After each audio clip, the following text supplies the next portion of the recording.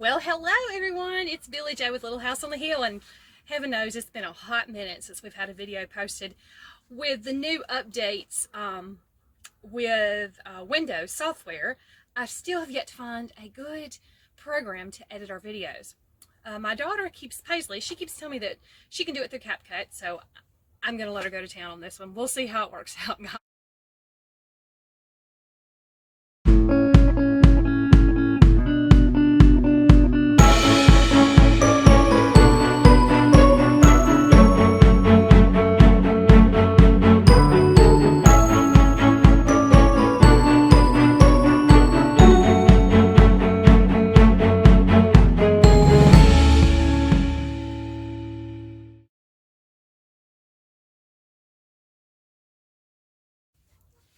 Well, hello, Billy Joe with Little House on the Hill. I know it's been a hot minute since you've seen me, but we've been kind of under a freeze warning here and been dealing with a lot of cold temperatures. Over Christmas, we had single digits, and in the low teens, we didn't get out of freezing for several days, which for our area in Alabama is very, well, anywhere in Alabama, it's very uncommon. We do get cold temperatures, but generally, we'll warm back up above freezing most days. The entire Christmas weekend, it was so cold. I literally did chores in spurts throughout the day. So we would go out. I would go out. I would feed the chickens corn and mealworms with, oh gosh, what are those things? The flies, the little larva things. Anyway, it's a mix I got because our mealworms still are not producing enough that we can separate it out. Anyway, I would feed them a scoop of corn in the morning. I'd come inside, I'd warm up. I'd go out and bush water, come inside and warm up. Then I'd go back outside and I'd feed the chickens. And then I'd come inside and I'd warm up. And then I'd go back outside and I'd feed the rabbits. And I'd come back inside and I'd warm up. And then I'd start watering all over again. Once I got that done, warmed up again, it was time to bring firewood in. I literally was emptying our fireplace insert 2 or 3 times a day. That is very uncommon for us. We have gone through a lot of wood. My husband seemed to think we were going to have plenty for this year. I think he still seems to think we're going to be okay, but if we have a couple more days like we had, or an extended amount of time like we had, I don't think we are. I never feel like we have enough. That is part of my problem with PTSD, and that's a whole nother conversation as to why I suffer from PTSD and the reasonings behind that. But nonetheless, it has warmed up today almost to 60 degrees. I believe right before I come out it was 58 degrees. Opened up the greenhouse today to find a mess. This bin was full of soil. It had onion starts in it. It was sitting right here. Do you see all this lovely mess? So we had a furry creature decided they wanted my onions more than I did this winter, and they got them. So now we're in here cleaning that up, cleaning up some trash that they managed to find, some boxes. We're getting all this straightened up. We're going to build another platform stand like this out of the 3 pallets. I'll show you guys how I do that. We're going to get all of this straightened up and get ready. Our aquaponics system is still in the process. Our tomatoes. There's actually a tomato there, and it is red. Oh, it is so soft though. Oh my gosh.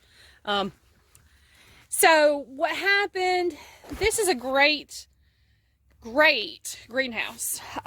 It's just not designed for the cold temperatures we have. Obviously, look at my house plant that I had. While this greenhouse was a great plan and a great idea, I'm going to go ahead and start working while I'm talking to you guys. While it was a great idea and a great plan for a small greenhouse for Paisley to be able to start her seeds in the spring, the problem is if we have cold temperatures like we had, there's no way to control and keep it warm in the winter. I'm currently looking for any advice. My experience with greenhouses were the larger greenhouses in high school years and years ago. We had, I was in horticulture, in the horticulture program. It's in all of the ag programs, but horticulture was one of the programs that we did. And, golly, that grass doesn't want to come up. Anyway, trying to get this grass up right here. We had lots of heat, so that was never a big concern.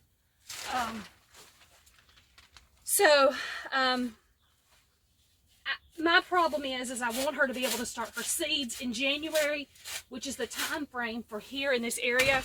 She already has several people interested in buying her starts.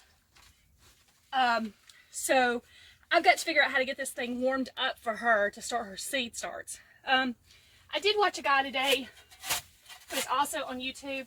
This was an old video. Some of the comments were from 5 or 6 years ago, so I would venture to say that the video is probably that old as well. He had a greenhouse very similar to this one, and he actually set up a turkey burner in the center of his greenhouse and kept it on really low flame. He would start at about 11 or 12 o'clock at night and shut it off about 6 in the morning, which is okay, except I really don't want to burn gas in my greenhouse. He also covered the outside with a tarp. I am going to do that. We have some heavy tarps that you use for trucks, for flatbed, long haul trucks. So I have some tarp pieces. So I'm probably going to go ahead and cover the greenhouse that way as well to kind of help insulate it and hold some of the heat in. Those are really, really super thick, guys, in case you don't know what I'm talking about. Very heavy, very thick, but I believe that the structure of this greenhouse will hold up to it just fine. So I'm going to get busy and get to work here, and I'll get back with you in a few minutes so I get some of this cleaned up, and we'll start working on building another planting table for her.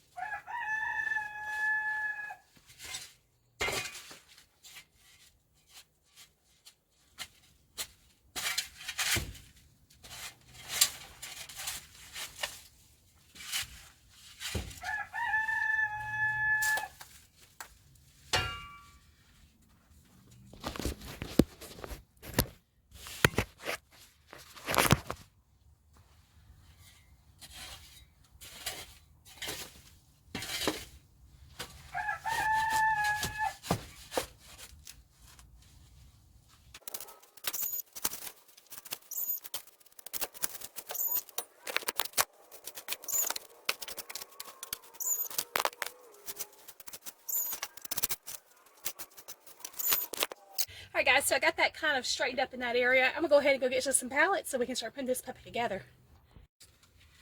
Alright guys, after doing some surveying of my pallet stack, I've discovered I don't have any more of those short ones.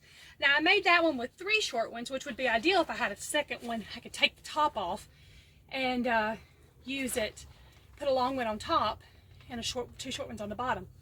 But I don't have another one. Honestly, it's probably under some firewood.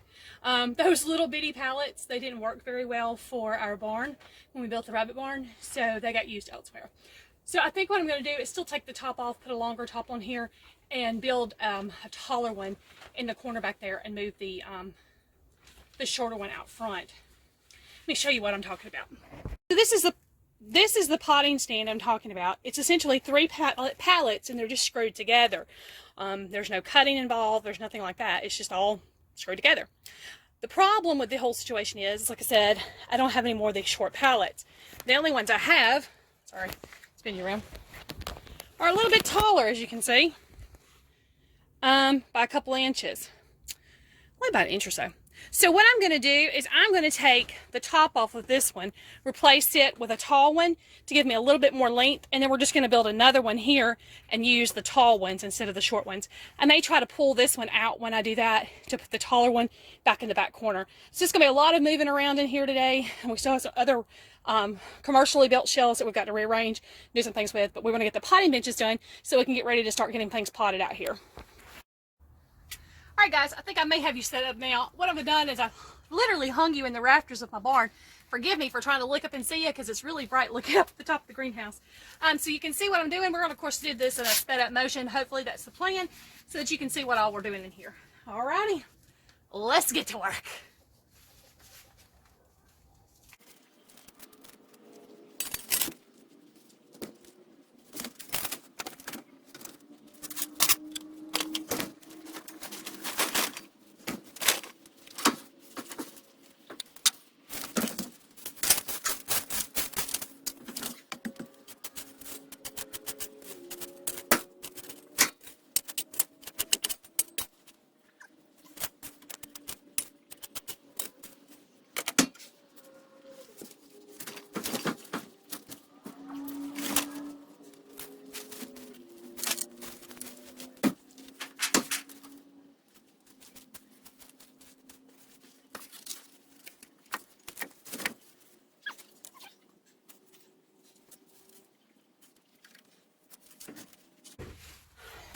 as you can see, hopefully, this table is really, really tall. It's very, very wide, which really concerns me. The width is one thing. I think we can deal with that because it is kind of pushed to the back of the corner, that corner back here. But the height is really not going to be it's not going to work for Paisley.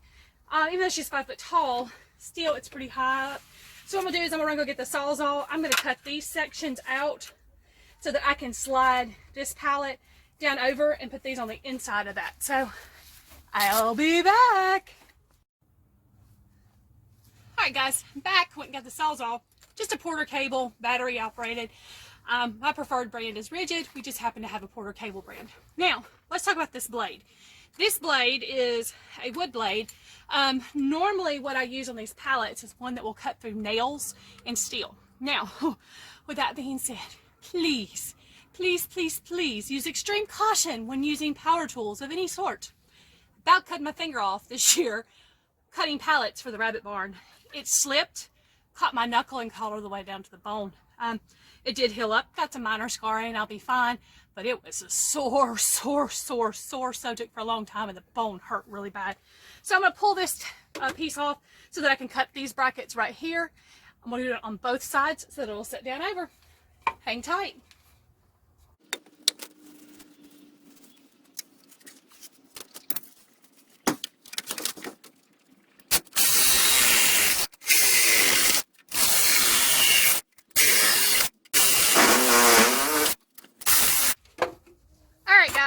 I tend to build like I cook. Well, sort of. Feel and look. Of course, I cook with my taste, but as well. Not measuring, just cutting. What am I going to use these for? I don't know, but I'm not going to throw them away.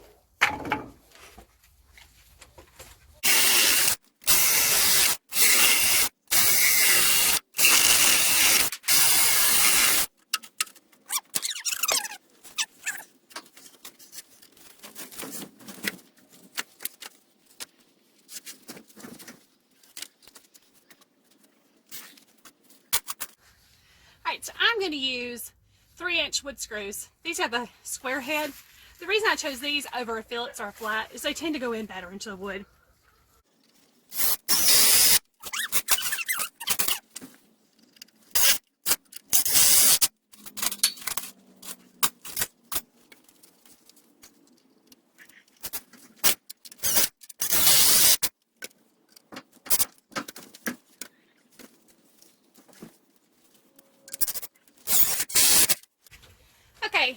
So the table didn't end up exactly square, but that's okay.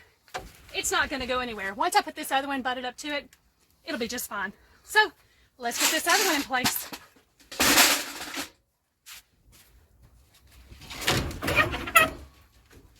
I think due to the size, I'm going to leave it this way.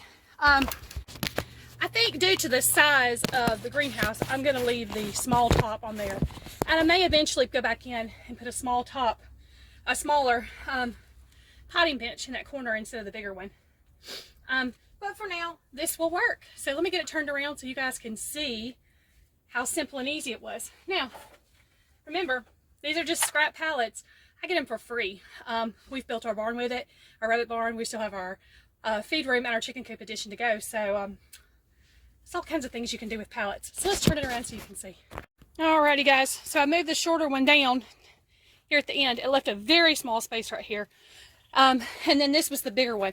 Like I said, I may go back in and do a smaller one in the end because it does stick out an extra 6 inches into the greenhouse, which can take up a good amount of space. It made my shelf down here at the end where it didn't sit squarely on the ground or under the window, so we will have to move that around. But this is a lot shorter for her and she'll be able to reach it. And in all honesty, there's probably more counter space here. So I'm going to keep on working in here and get her all ready and set up to start planning, hopefully, the middle of next month. So, guys, I hope you have a great day, and, you know, keep looking up, because things are going to get better. It's just a season. That's what I always have to remind myself. It's just a season. Winter's hard. It's supposed to be a time of relaxing, but you all know, for us homesteaders, and anyone that's does farming or produces their own food, whether you call yourself a farmer or a homesteader or a gardener, whatever you may call yourself, we never stop working. We never stop planning. So right now, I'm working in the greenhouse and planting. This is not only going to produce food for our family, but she'll be able to sell some of her starts to help produce food for other people and to bring in a little extra cash. Not bad for a 10-year-old and her ideas. All right, guys, have a great day. Bye.